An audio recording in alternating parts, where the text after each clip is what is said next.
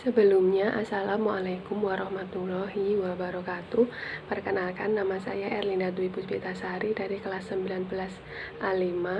Di sini saya akan menjelaskan tentang gangguan mental skizofrenia. Langsung saja, skizofrenia adalah gangguan mental kronis yang menyebabkan penderitaannya mengalami delusi, halusinasi, pikiran kacau, dan perubahan perilaku. Seperti penderita sulit membedakan antara kenyataan dengan pikiran sendiri.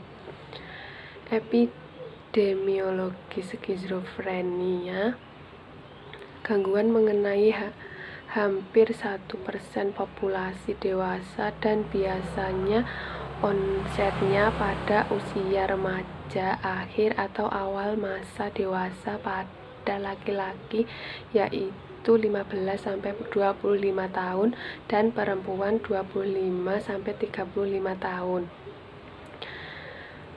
Etiologi skizofrenia. Faktor-faktor penyebab skizofrenia pada akhir abad ke-20 yaitu faktor biologis. Ada dasar neuropatologis, ada di sistem limbik atau di atas batang otak dan di dalam otak besar.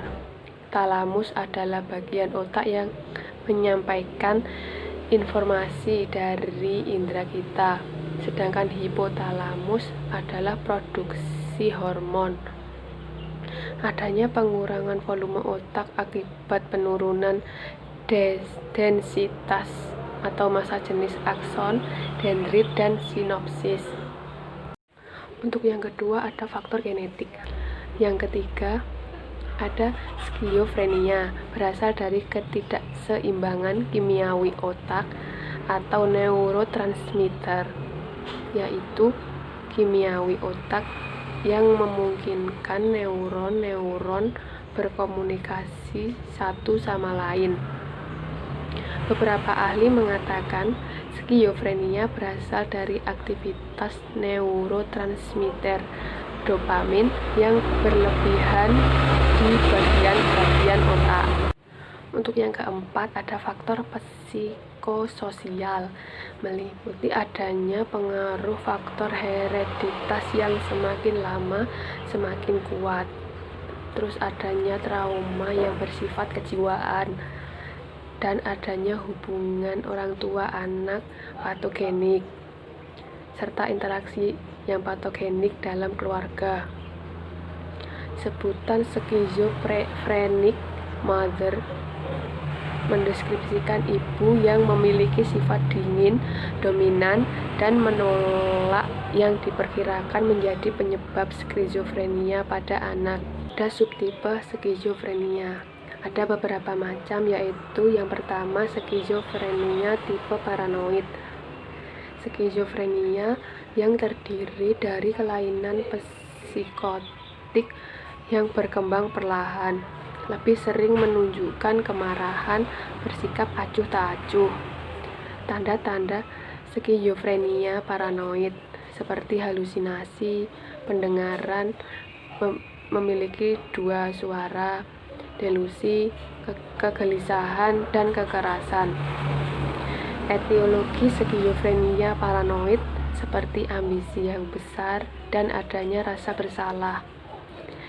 Untuk yang kedua, skizofrenia tipe disorganized, muncul pada usia muda, berupa disintegrasi kepribadian yang lebih parah. Ucapan dan perilaku tidak teratur atau sulit dipahami dan sangat kecil kemungkinan untuk disembuhkan. Untuk yang ketiga, skizofrenia katatonik. Pasien sering kehilangan kesadarannya terhadap realita dan gaduh, gelisah atau disebut katatonik, dan lebih sering menyendiri dan tidak melakukan interaksi terhadap orang lain. Yang keempat, undifferentiated schizophrenia. Jenis ini jenis yang paling banyak dialami oleh para penderita karena gejala timbul dari kombinasi beberapa subtipe skizofrenia. Yang terakhir, skizofrenia tipe residual. Penderita ingin berbuat sesuatu yang dapat menyakiti diri sendiri. Jika tidak kesampaian, akan mencoba bunuh diri. Untuk pengobatan penyakit skizofrenia, terapi biologis, terapi obat-obatan, obat-obatan antipsikotik tradisional, neuroleptik, mengatasi agresif, labilitas emosi, dan lebih aman digunakan. Efek ini bekerja pada bagian batang otak untuk mengendalikan emosi dan sikap agresif. Efek samping seperti mulut kering, pusing, penglihatan kabur, dan tekanan darah rendah. Selanjutnya ada terapi obat terbaru seperti clozapine, sering disebut clozaril, olanzapine seperti Zyprexa, atau ridon, sering disebut Risperdal.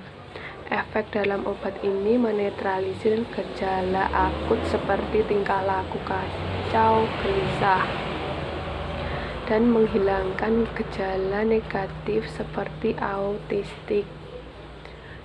Untuk pengobatan elektroterapi konvulsi atau ECT, terapi kejang listrik atau terapi elektrosyok, menghasilkan serangan otak yang diberikan pada terapis dan menghasilkan perubahan kimia otak. Tujuan dari terapi ini untuk mengembalikan fungsi mental pasien. Untuk terapi psikososial seperti terapi kelompok berperan sebagai fasilitator dan sebagai pemberi arahan. Peserta terapi memberikan feedback tentang pikiran dan perasaan yang dialami untuk memperkaya pengalaman mereka dalam kemampuan berkomunikasi. Selanjutnya, terapi keluarga, suatu bentuk khusus dari terapi kelompok, tetapi tujuannya untuk penderita yang telah keluar dari rumah sakit jiwa dan tinggal bersama keluarganya. Mungkin itu saja yang bisa saya sampaikan. Mohon maaf jika ada salah kata atau pengucapan. Billahi taufiq wal hidayah. Wassalamualaikum warahmatullahi wabarakatuh.